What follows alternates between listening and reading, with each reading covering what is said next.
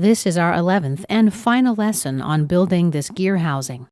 While we finished our structural and cosmetic work, we've just got one thing left to do. We're going to split the solid and export the solid bodies as separate files. Let's begin by activating the Split tool. Let's select the Split Solid option. Now we set the Split tool. I'll use the YZ plane and click OK. In the Solid Bodies folder, we can see that we've got two solids now.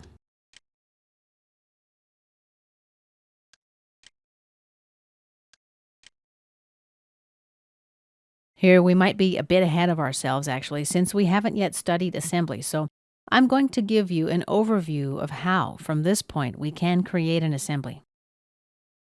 Let's begin by right-clicking on Solid 2. Here's the Export Object option. If you don't export the solid now, Inventor's just going to prompt us later on. So let's not export the object right now. Okay, let's go to the Manage tab. Click on Make Part. And lo and behold, here's the prompt I was just talking about. Let's click OK. The Make Part dialog window opens. Now, since we selected the solid previously, it's already pre-selected here for us. To unselect it, you can just click the plus sign. Here's the export prompt again. Let's just click OK. At this point, we specify the part name. I'm going to call it 72-1.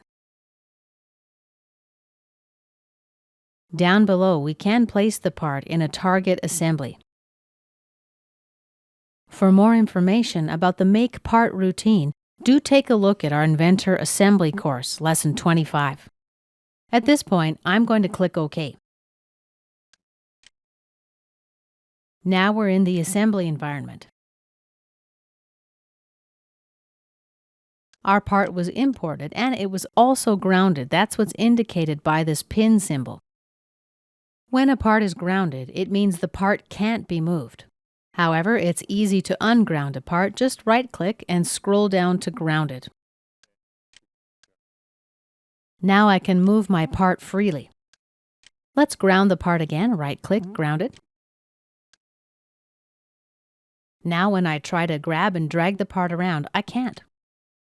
The grounding symbol, the pin, appears next to my cursor. Inventor created this assembly, but it's not yet saved, so let's go ahead and do that. Click OK. And let's go back to our original part. Now I'm going to right-click on Solid 3 and select Export Object. Click Make Part. Notice this time Inventor didn't give us the Export Object prompt. And I'll name this part 72-2. For this example, I'm going to uncheck Place Part in Target Assembly. Let's click OK. And here's our second part. Let's save it as well. Click OK. Notice here, we're not able to modify our part. If we need to modify the part, we have to go back to the original part document.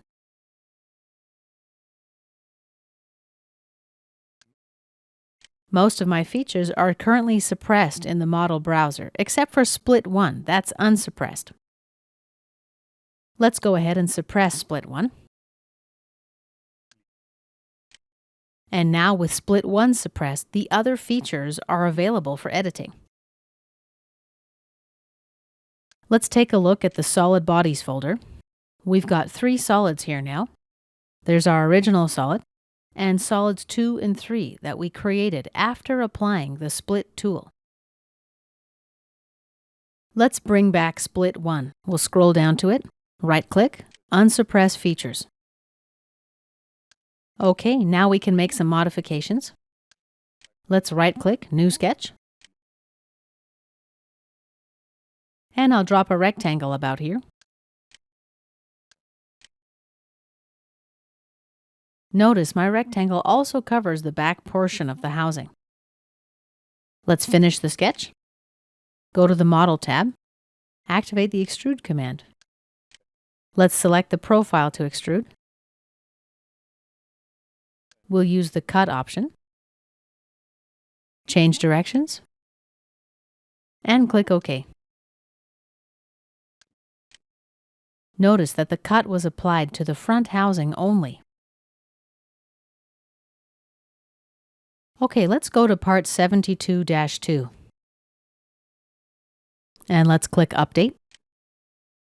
Here's the real-time update of our work. And finally, we are now finished this model.